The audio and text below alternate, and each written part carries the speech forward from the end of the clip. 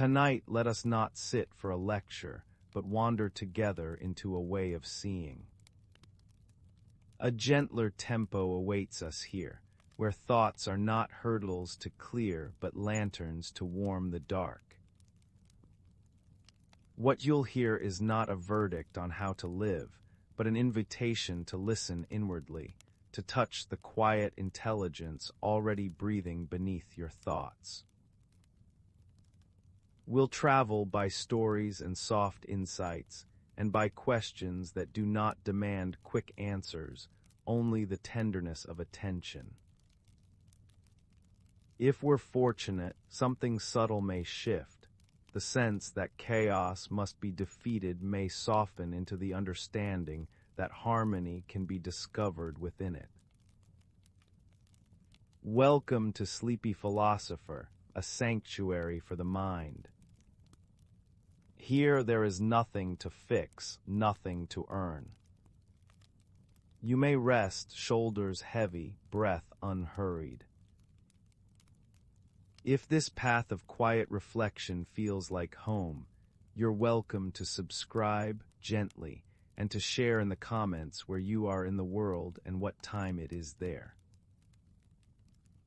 Let us take a soft breath together. Inhale, feeling the air arrive.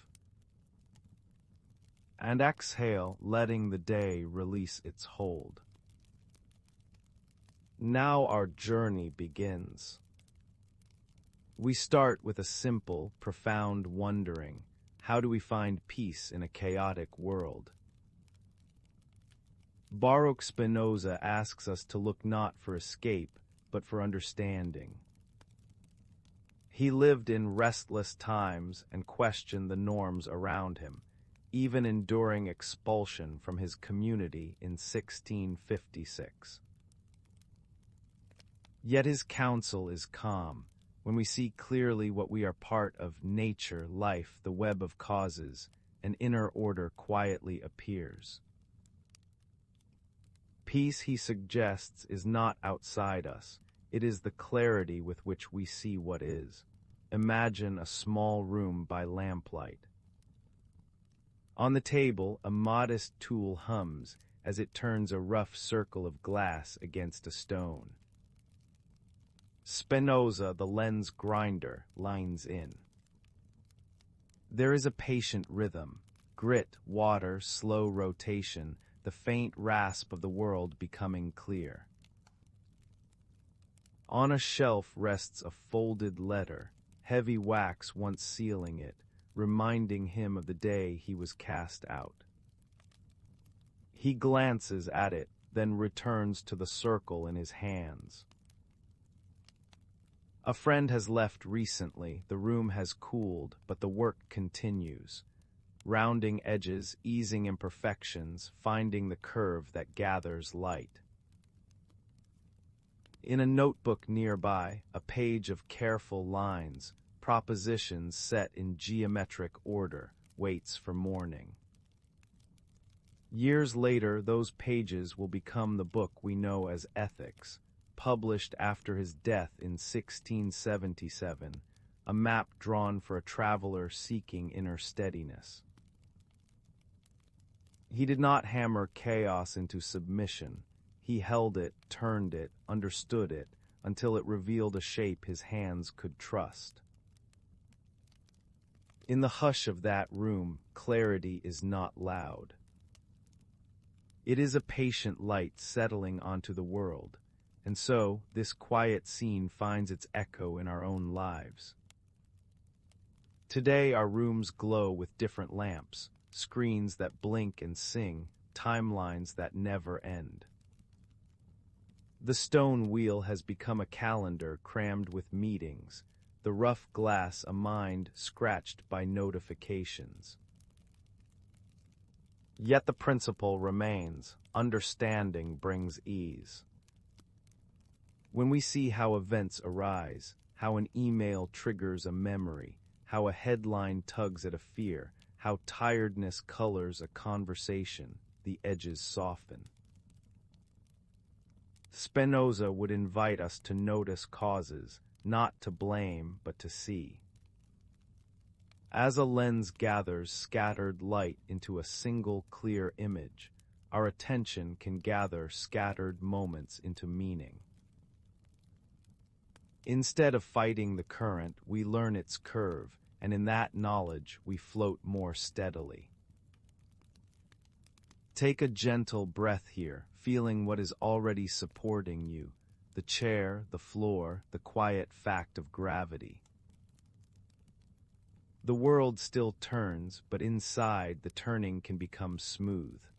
Now let us turn softly toward our own day. Recall one moment of small chaos, perhaps a message that arrived at the worst time, a plan that slipped, a feeling that surprised you. Hold it lightly in your palm, as if you were examining a piece of unpolished glass. Ask what was moving this moment. What were the few simple causes at play? Fatigue, urgency, care, misunderstanding.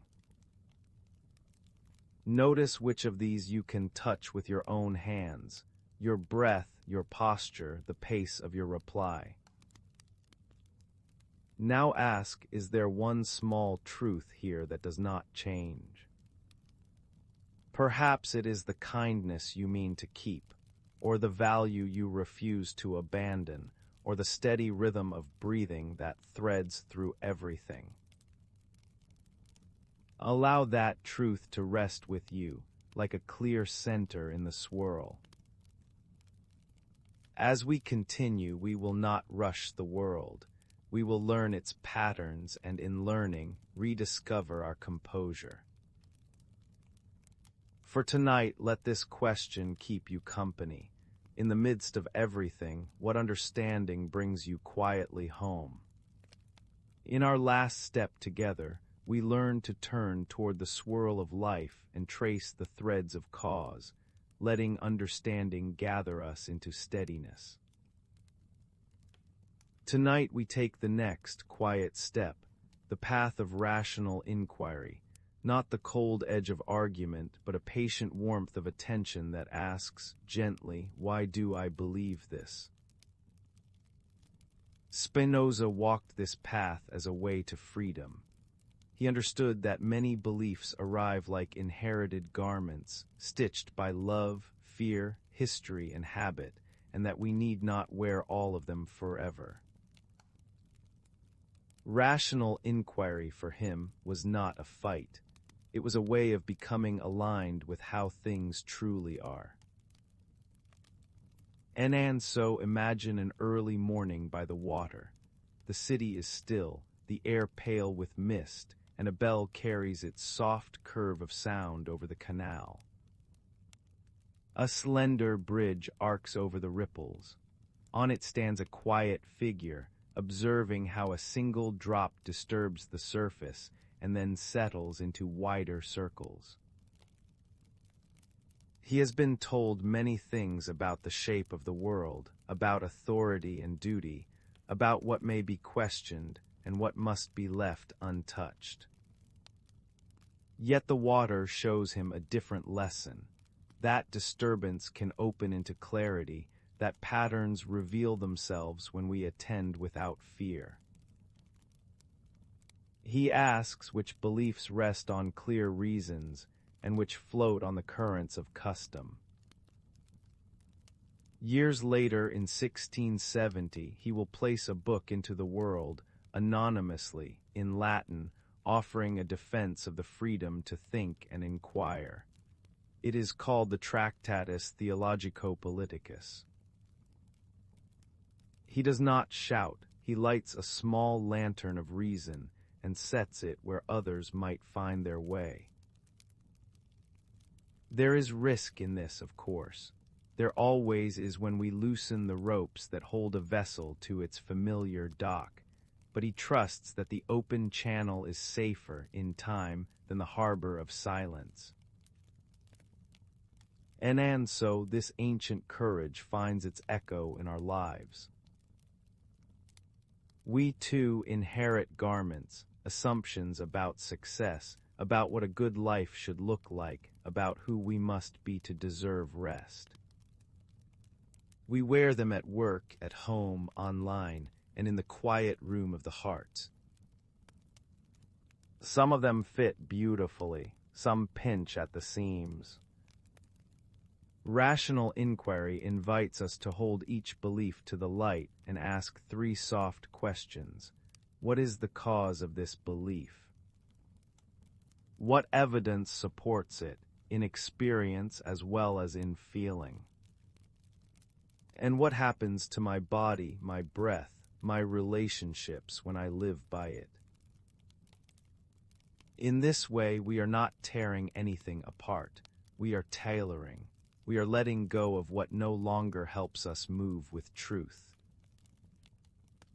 If a belief tells you that you must always be busy to be worthy, notice its effects. The tightness in the chest, the hurried meals, the brittle evenings. Ask, how did this idea arrive? Who benefits when I believe it? And gently, how does reality look when I step outside it for a moment? Like Spinoza's measured courage, this is not rebellion for its own sake. It is a return to alignment, to a way of seeing that joins clarity with kindness. Then let us try a simple practice. Choose one small belief you carry without thinking, perhaps about your productivity, your role in the family, or what rest must look like. Hold it as if you were holding a smooth stone. Take one gentle breath in and out. Ask, where did this stone come from? Another breath in and out. Ask what evidence makes this feel true, and what evidence asks to be seen but is usually ignored. Another breath in and out. Finally ask, who am I if I set this stone beside me for 3 breaths? You need not discard it, only see it clearly. If it is good, it will remain. If it binds, it may loosen on its own. This is the kindness of rational inquiry. It does not accuse, it observes. It does not harden, it softens what is rigid so that truth can move. Allow this question to sit quietly with you as the day unwinds. What belief have I never thought to question, and how might questioning it bring a little more spaciousness to my mind? Let us rest with that as a lantern by the path, steady and calm. We have practiced steady seeing, and we have learned to question with kindness. Now we arrive at the first key on Spinoza's table, the quiet hinge on which the rest of his thought turns, that God and nature are one, Deus sive natura. Not a distant ruler beyond the stars, but the very reality in which stars are born, clouds gather, thoughts arise, and waves appear and vanish. In the Ethics Ethica, Ordine Geometrico Demonstrata, written between 1661 and 1675, he lays this out with calm, geometric clarity, as if pointing to a landscape that has always held us. If all is one substance, then we are not visitors in the world. We are the world in a particular way, and understanding this does not inflate us, it softens us. It brings a peace that comes when a hand remembers it belongs to a body. Imagine a morning after rain. A city rooftop holds a small garden, boxes of soil, a rusted watering can, a shallow basin where last night's water has gathered. A woman tends this space before work. She kneels, and when her knees press the damp boards, the wood answers with the faint scent of weathered cedar. A bee lifts from a lavender stem and circles her, unhurried. She tips the can and water empties in a thin, bright thread. It moves through soil to roots, into the green arteries of leaves that will open to the sun.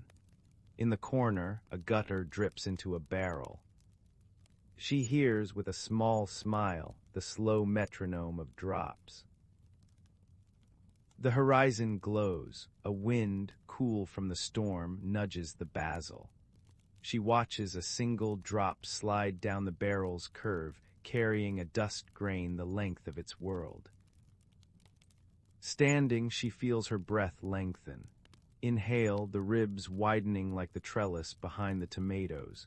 Exhale, a softened chest, a quiet emptying. She looks at the city below, buses, bikes, early walkers, and then at the bees, the basil, the barrel. Something in her loosens.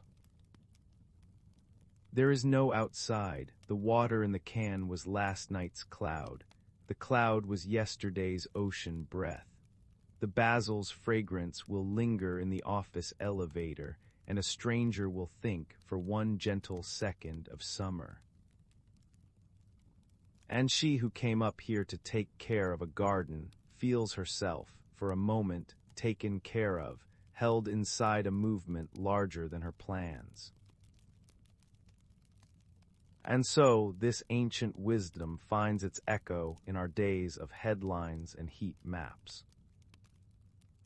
When Spinoza writes of one substance, he is not sketching an abstraction to frame and forget. He is naming the intimacy we live by every breath. The air in your lungs was leaf light a week ago. The warmth on your skin was a sunlit ocean yesterday. We check a thermostat, we sort a recycling bin, we glance at a climate chart and feel the familiar mixture of care and helplessness. In the old story, we stand apart, managers, judges, or fearful tenants of a world other than us. In Spinoza's story, we are modes of the same living substance. What we call environment is not scenery, it is a mutual body. This is where ethics earns its name. Ethics is not a list of orders, but the conditions for flourishing. If we see ourselves as separate, we oscillate between domination and despair. If we see ourselves as of nature, imagination loosens its knot. Action becomes a form of alignment, not atonement. Turning off a light is no longer penance. It is the hand choosing not to tense the shoulder. Choosing a gentler meal, letting an appliance rest, planting a window box, lingering with a tree in the small park. These are not performances for approval, but conversations inside a shared being. Even our rest changes. We are allowed to lie down because the tide does, because winter does, because the basil closes its tiny mouths at dusk. Let us take a soft breath here. Notice how it enters without asking permission. Notice how it leaves without being pushed. In Spinoza's first book of the Ethics, of God, he gives the shape of this sharing in lines and proofs, more geometrico. We do not need to hold the geometry to feel the shape. It is enough sometimes to sit beside the sense of it, the way you might sit beside a river in evening, understanding nothing but the pull to be quiet. And perhaps you can feel how this shift loosens fear. If nothing is outside nature, then there is no exile from reality. There is only clearer or dimmer seeing of the same one. Responsibility becomes less like a burden on our shoulders and more like the promise our hands make to our heart. I will not act against us. Bring this close to your own day. Consider the small ecosystem of your home, the way the kettle hums, the plants lean toward the window, the dust drifts in a private, whether across a beam of light. Consider the ecosystem of your calendar, the stretches of effort, the places you go fallow, the recurring tide of messages. When you hold these not as separate islands, but as coves of the same sea, what changes? Perhaps you feel permitted to move with a rhythm that is kinder to you, and therefore kinder to the whole. Allow this thought to sit quietly with you. If you are not outside nature, then your next choice is a movement within a body that you share with rain and stone and sparrow. How would you move if you knew that? A simple practice for the coming hours. Once today, touch something living or once living, leaf, bread, wooden table, and trace it back a step or two. Leaf to branch, branch to rain, rain to sky. Bread to field, field to soil, soil to countless unseen lives braiding nutrients in the dark. As you trace, feel your breath resting in that same braid. Then ask gently, what is one movement I can make that matches this belonging? It might be as small as turning the kettle off just before the boil, or carrying your cup outside for a minute of sky, or sending a message of thanks to the neighbor who tends the shared garden. Hold the question like a smooth stone in your pocket. How can seeing myself as part of nature change my life today? We do not need to force an answer. We only need to watch what naturally grows when the soil of our attention becomes a little more spacious, a little more honest, a little more at peace with the rain. We have already felt the shape of this idea, that all things are not separate islands but waves of one wide sea. In Spinoza's language, we are expressions of the same living substance, God or nature, breathing through different forms. Tonight, let us linger with this not as a doctrine to memorize, but as a way of seeing that can soften the edges of our days. Spinoza will later call this view sub specie aeternitatis, under the aspect of eternity, named in the Ethics, Part V, around Proposition 23 Scholium, where he invites us to look from a vantage that is wider than any single moment. From this calm height, the separate lines of our lives begin to weave into a single fabric, and the tug of fear or pride loosens. Let us take a soft breath together here, as if we were stepping back from the canvas to see the whole painting, not only one bright corner. And with that breath we begin. Imagine Spinoza pausing in a quiet courtyard after rain. The soil is dark and sweet. A vine loosens its spiral around a wooden stake, turning, almost imperceptibly, toward the late sun. A bee hesitates above a cluster of lavender. A sparrow traces a small arc from roof to fence. Across the wall, someone laughs, then falls quiet. A child fusses, and the tone rises and settles like wind in reeds. He watches without hurry. He notes the plant's thirst, the cloud's passing shadow, the pulse of his own chest softening as he listens. In the same mind that once ground lenses to bring a blurred world into focus, he observes how a leaf turns not by command but by the sun's invitation, how a person's anger blooms not from nowhere but from causes, fatigue, hunger, old memory, and how, given time and gentleness, it too can tilt toward light. What grows in the bed of soil grows also in the bed of the heart, patterned, responsive, and quietly entangled. To see this is not to flatten differences, but to notice the current that moves through stem and pulse alike. And so, this old seeing finds its echo in our own lives. We wake to calendars filled with private aims, projects, milestones, a staircase of steps we hope to climb. Yet each step lands on a floor others are also building. Colleagues shaping a team's rhythm, neighbors sharing the silence of night, strangers whose unseen work delivers water, bread, and signal. Our ambition can be like a river, purposeful and strong.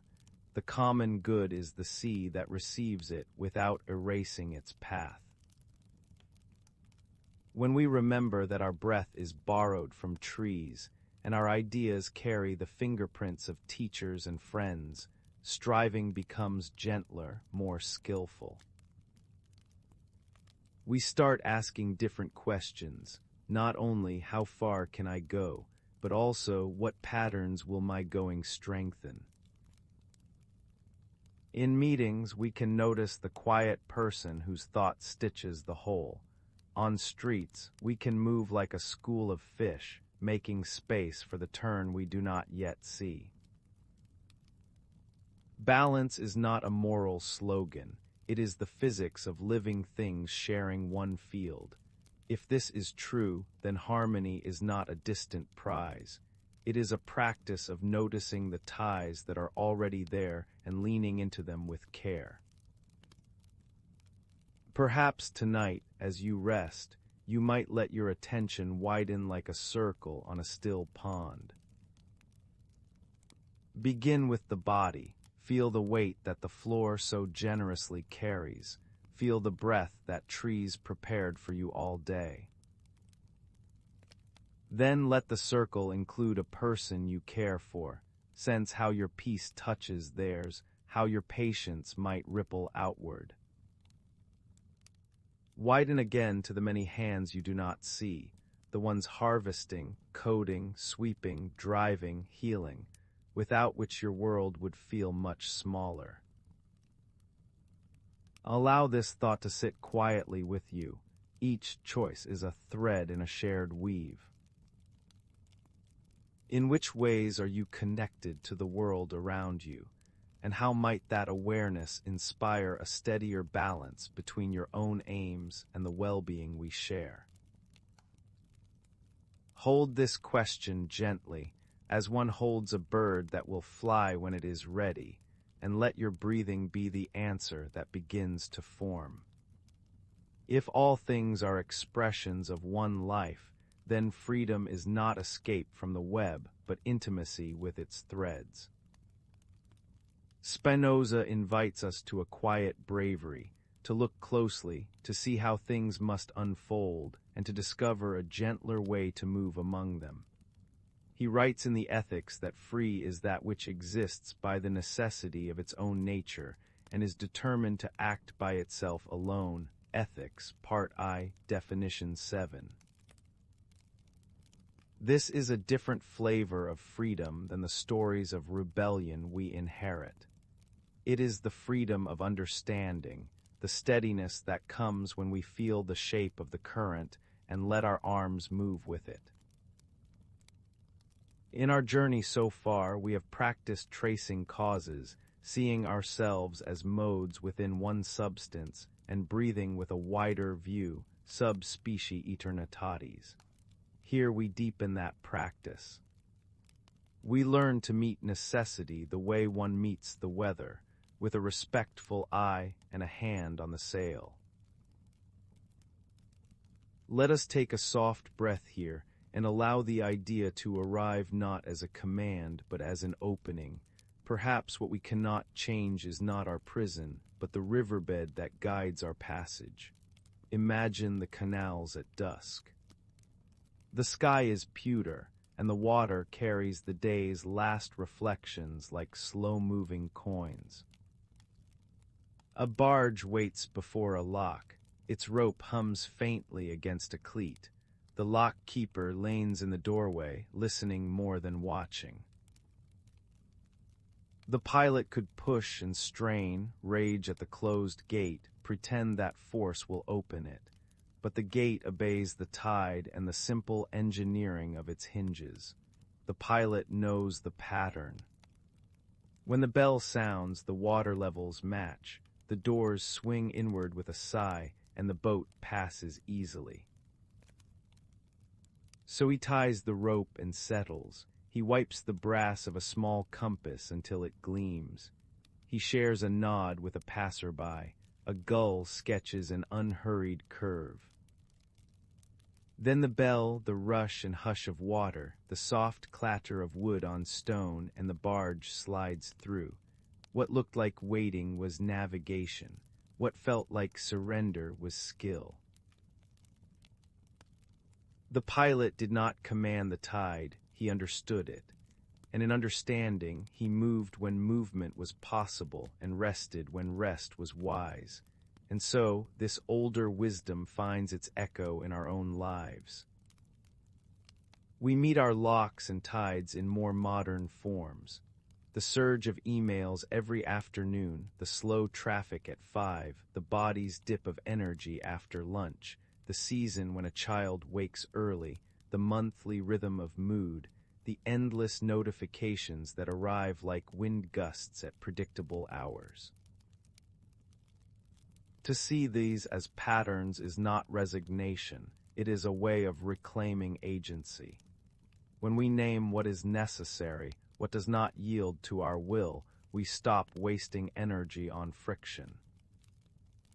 We can choose to schedule heavy thinking before the inbox tide, to step outside when the mind begins to spin, to pause a conversation that always flares in the same way at the same time, to soften posture and breathe when the calendar's metronome ticks faster.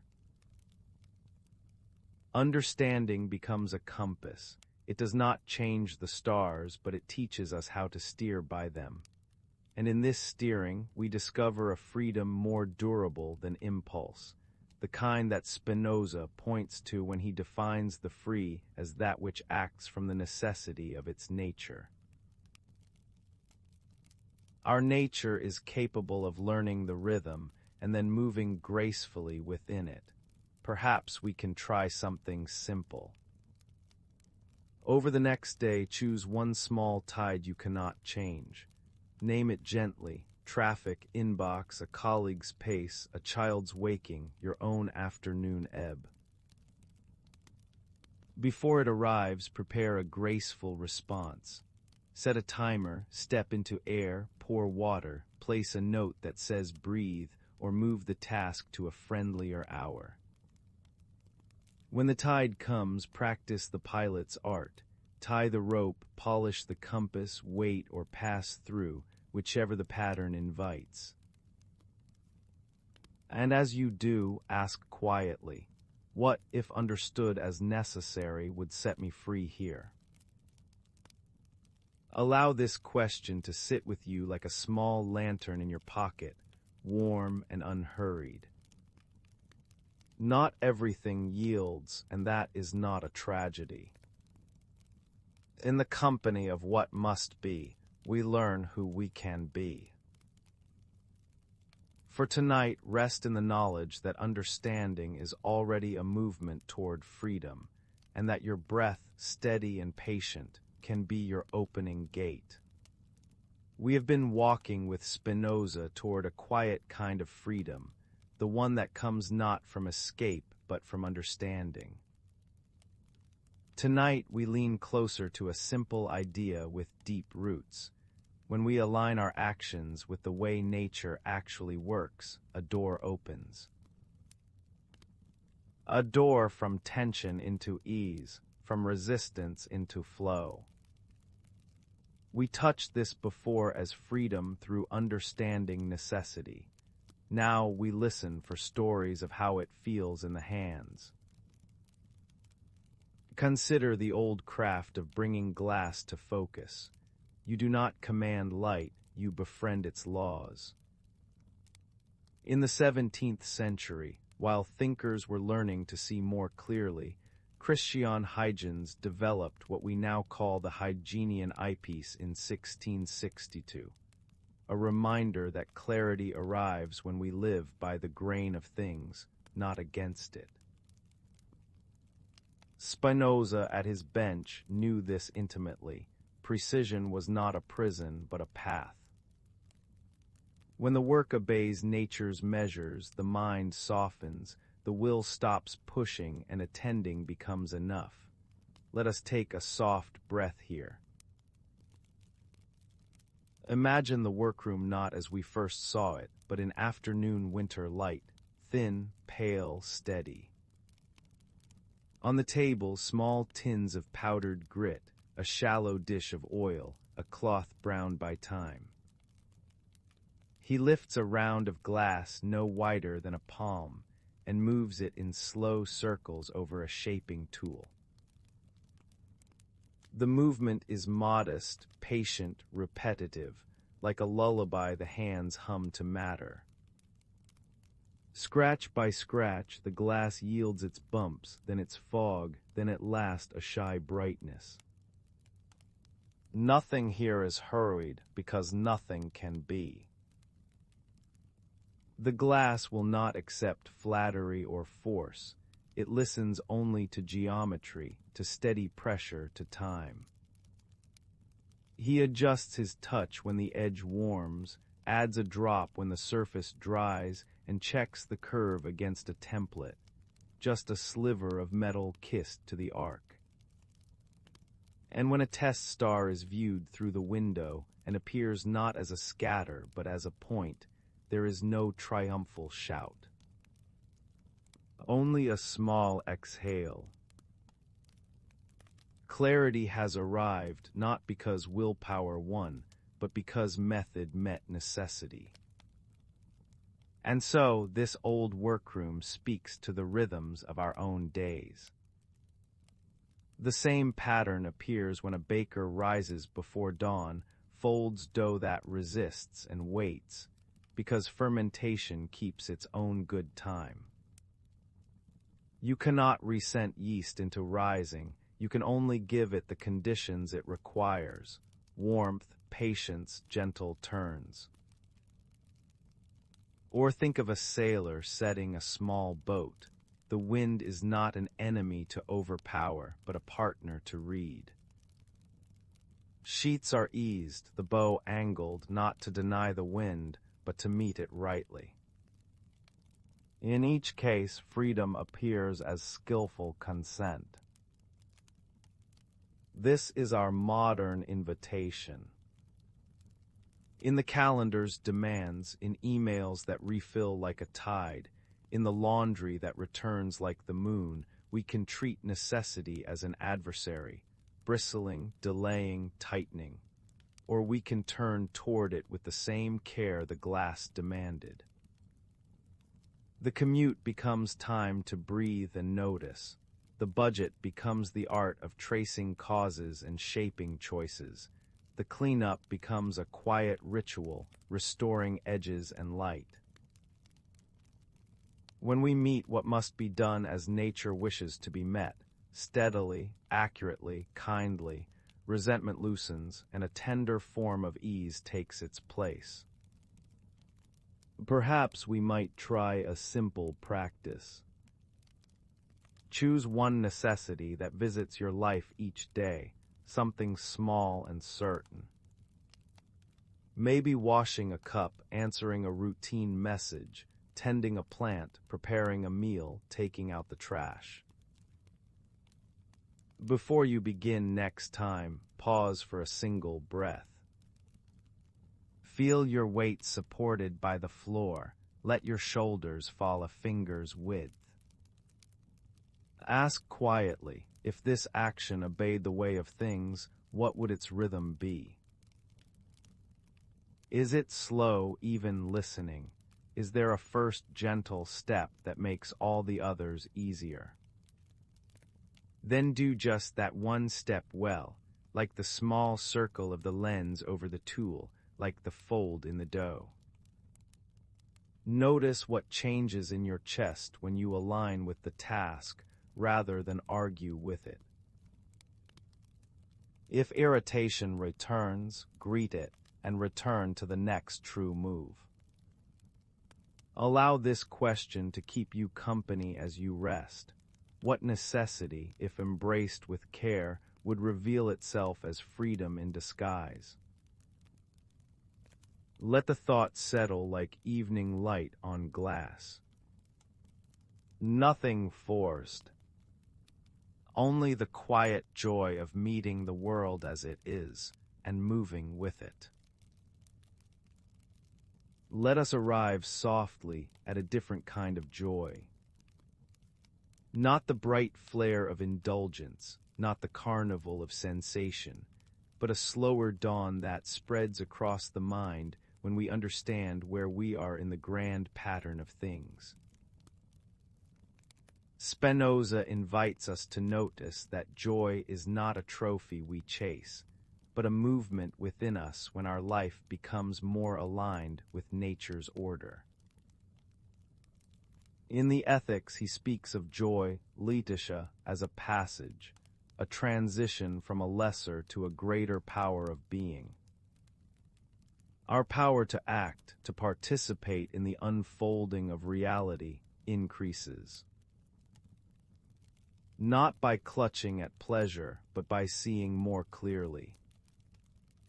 We have been working toward this, attending to causes, relaxing the fist of resistance, letting necessity be a teacher rather than a tyrant. When we do, something gentle arrives, a composure that is quietly warm, a joy that is the feeling of fitting, like a key that turns without friction. This is the joy of existence, the ease found in understanding where and who we are. Imagine a baker before sunrise. The street is hushed, windows dark, the air still edged with night. She ties a familiar knot in her apron, weighs flour with practiced hands, and listens for the soft hum of the oven warming like a faithful companion. Dough gathers under her palms, elastic, alive, responding to the steady rhythm she has learned by heart. She does not hurry.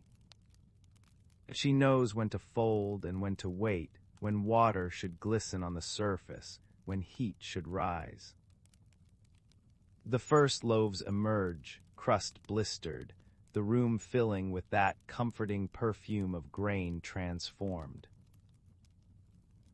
She looks through the front glass to a faint silver at the edge of the sky and thinks of the regulars, the nurse after night shift, the teacher with chalk-smudged fingers, the neighbor who always asks for the smaller loaf. In this rhythm she senses her place, not the center of the world, but a warm thread in its fabric. There is satisfaction here, not because the bread is perfect, but because the work is in tune with something larger. The sleeping city turning toward day, the hunger that returns, the hands that meet it.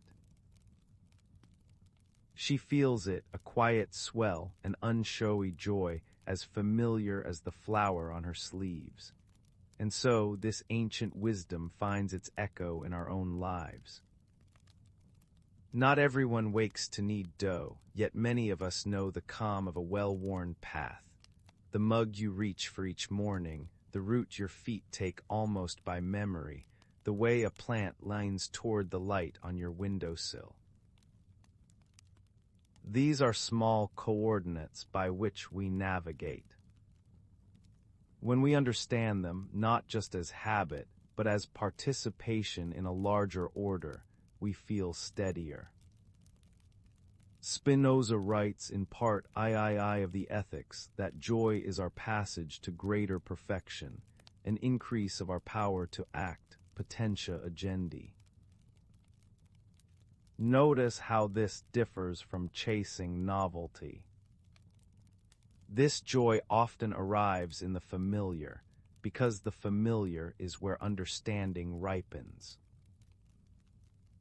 When we recognize the pattern of our day, the causes that bring it about, the places we can gently influence and the places we can let be, our actions move with less friction. We become like a river finding its channel, not surrendering to passivity, but discovering the line of least resistance that still carries us forward. In that movement, spirit unknots. Energy returns. Joy, as Spinoza suggests, is not a spike. It is a widening, more room inside our being to breathe, to respond, to belong. Let us take a soft breath here. And another, perhaps tonight or tomorrow, we can let this question sit with us like a lantern on a quiet table. What familiar aspects of your life bring unexpected joy? Is it the gentle weight of your favorite sweater? The sound of keys finding their bowl by the door? The way your steps and the crossing signal fall into an unspoken agreement? The routine call to a loved one who answers before the third ring? Let the ordinary reveal its order. See if you can feel, not just think, the way understanding increases your power to act with ease, how clarity turns effort into flow. As you notice one small pattern that helps you belong to your day, allow a simple gratitude to rise without fanfare. Hold it like warm bread between your hands. And as we rest, we can keep this gentle inquiry nearby. Where does life already fit just as it is, and how does that fitting brighten the room within? May this quiet joy accompany you, steady and kind, as we continue our path. Let us return to a gentle truth we have been circling all along. Transformation does not arrive with fanfare, but with a steady accord between our lives and nature's quiet law. Spinoza invites us to live naturally, not as a retreat from the world, but as an intimate cooperation with it, finding ease in the simple rhythms that are already carrying us. When we inhabit these rhythms, our power to act grows clearer and kinder. Our joy becomes less a spark and more a hearth. In his ethics, the movement from what he calls our bondage to passions toward a freer life is not accomplished by force, but by understanding and alignment. We begin noticing light and darkness, hunger and satiety, rest and motion, thought and silence, all as tides in one sea. Each small, natural pattern we honor becomes a bridge from scattered reaction to steady participation, a participation that gently increases our capacity to love what is. Imagine a small neighborhood bakery before dawn. The street is still, the air is cool. Inside, a single lamp hums. A baker lifts a bowl, mixes flour, water, salt, and a whisper of fermentation left from yesterday. The dough does not obey impatience. It swells at its own pace, warming under cloth, breathing. The baker does not command, he attends. He tests the dough with a fingertip, listens to the quiet story of gluten and time, adjusts by feel, not by frenzy. He learned the hard way that overworking it makes it tough, that rushing the rise flattens the crumb. So he aligns his movements with the dough's life, kneading when it asks to be strengthened, resting when it needs to relax, shaping when its surface tells him it is ready. In this simple craft there is a modest kind of wisdom. He keeps company with nature, and nature carries him toward bread. And so this ancient wisdom finds its echo in our own lives especially in a digital age that tempts us to be always on, always elsewhere. We tap and scroll as if the mind were an engine without seasons, forcing our attention like dough under constant kneading. Living naturally does not mean rejecting our tools. It means letting our days curve like rivers instead of stacking like bricks. A few suggestions arrive softly. Greet the morning with actual light before any screen light, letting your eyes and thoughts wake at the same compassionate pace. Work in gentle tides, periods of focused effort followed by short, honest rest, as if the mind were inhaling and exhaling. Step outside at midday, even for 2 minutes, and let wind or sun touch your skin. Allow your body to remember the world it belongs to. Eat when you are truly hungry and stop when you feel quietly satisfied, returning appetite to its simple dialogue with need.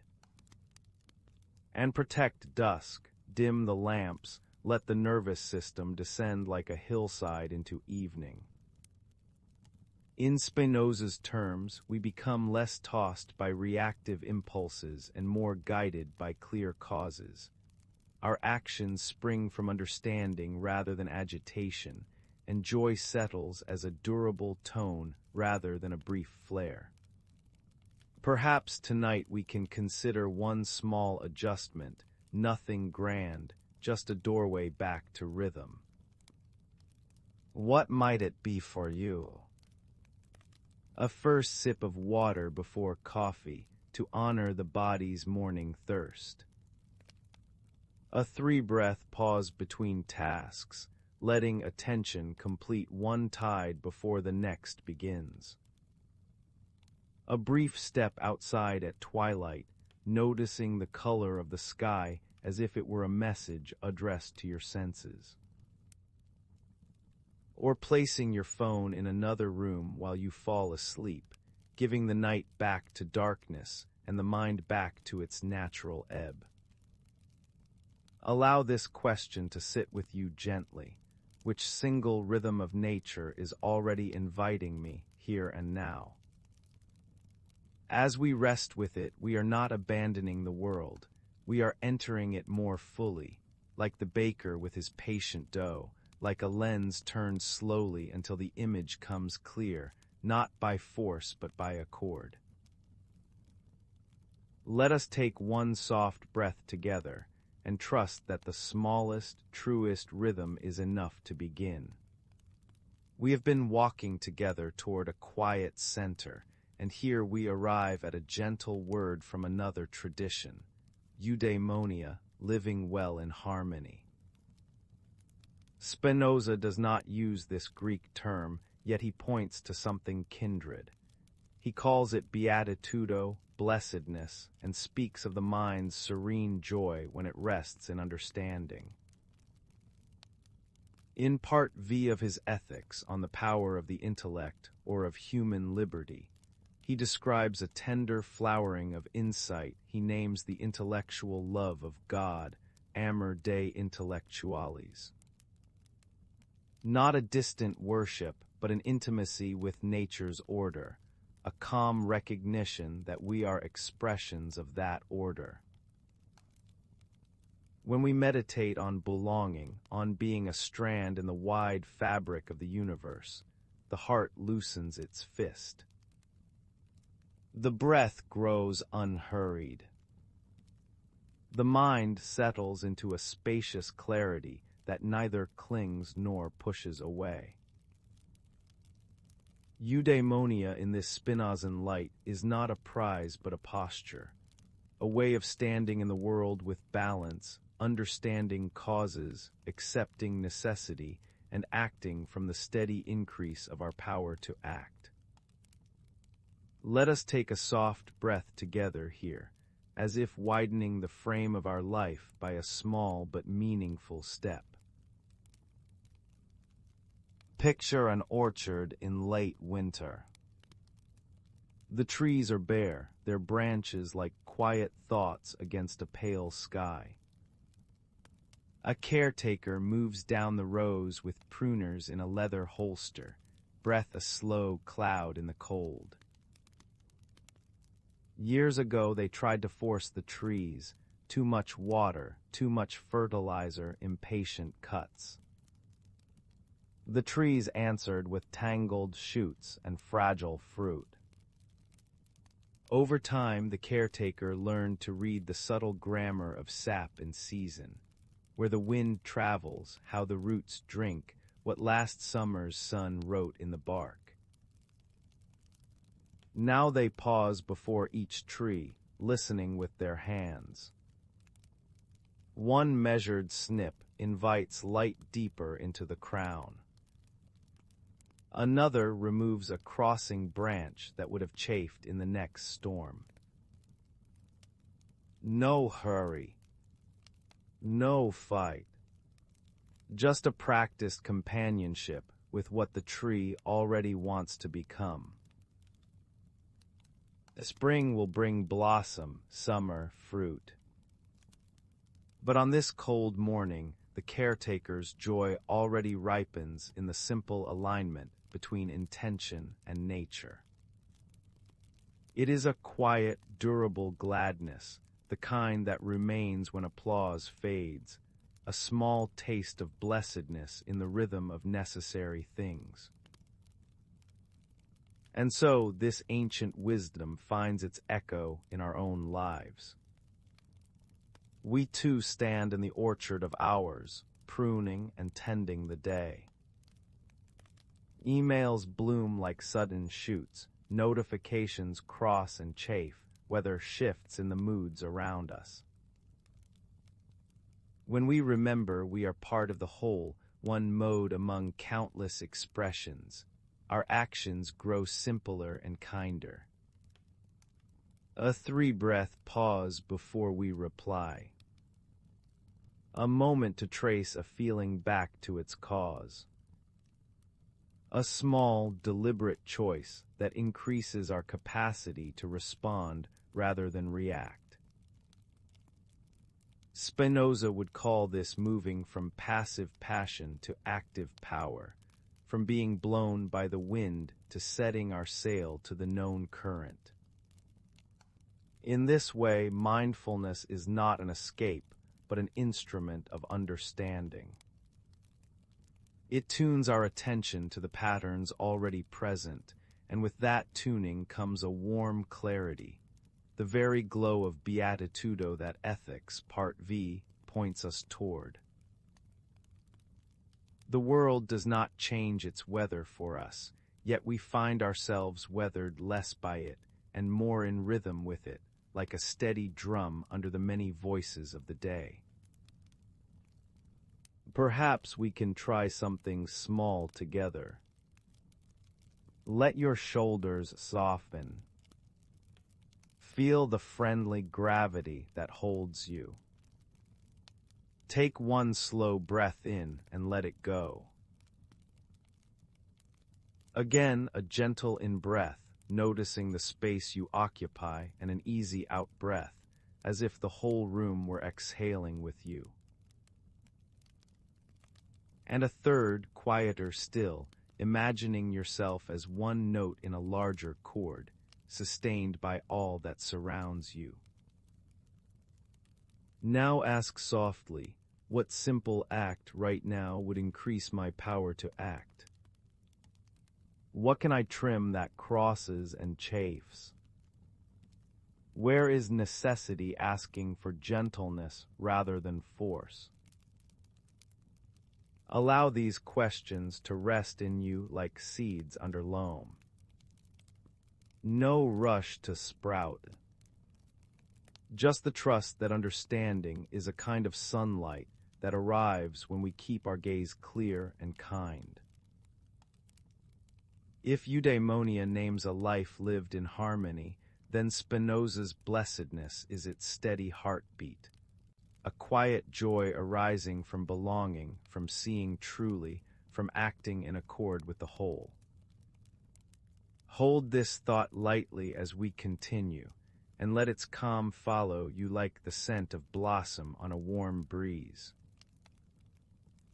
As our shared journey comes to a gentle close, we can feel how the scattered pieces of the day begin to knit themselves into a single, steady thread.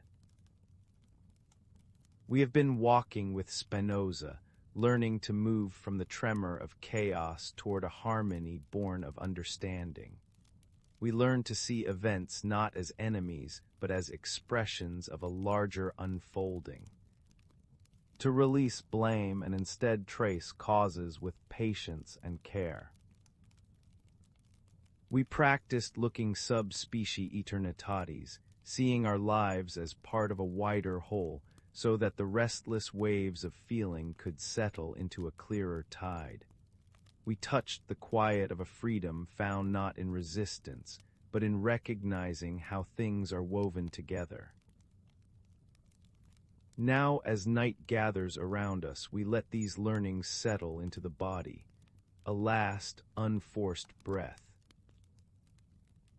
Feel the simple dignity of existing, the warmth of the blanket, the reliable rhythm of the lungs, the way awareness opens and softens when there is nothing left to do. This is our resting place, understanding as a lamp that does not glare, clarity as a kind of tenderness. The world moves as it must, and in that movement we find our own most honest way to move. Let us ease into one final exploration together, a small, vivid way to carry strength and calm into sleep. Let us imagine a river. Not a map or a word, but the living current itself. Snowmelt gathers in the high places, threads of water finding one another, until the ground offers a single glimmering path. The river begins. It moves over stones that never intend to harm it, around fallen branches, through narrow turns that seem to pinch but in truth shape its song. Sometimes the river swells with rain, strong and insistent. Sometimes it thins and quiets, revealing the smooth backs of rocks it has polished for decades. Imagine that you are this river. You do not argue with the banks, you trace them. You do not fight the stone, you learn its contour, and by touching it, you make it round. When wind scribbles on your surface, your depth remains intact. A moon appears, and you carry its reflection without effort. Where you meet a fallen log, you braid into small, laughing eddies and continue. Feel the power that is not fury, the calm that is not stillness. Strong yet serene, you flow by your own nature, arriving and arriving and arriving, and so this ancient wisdom finds its echo in our own lives. The day placed stones in our path, a hard conversation, a crowded schedule, perhaps a private ache that kept asking for attention. In Spinoza's spirit, we do not curse the stones, we include them in the understanding of our course. What we are, he suggests, is a mode of nature. Our power grows as we align with the lawful movements around and within us. Like the river, our strength is a quiet perseverance, a conatus that does not need to clench. Understanding is the current, acceptance is the channel, joy is the widening water where resistance dissolves. Notice how your breath behaves like a river, the in-breath gathering, the out-breath releasing, the gentle pause at the turning point.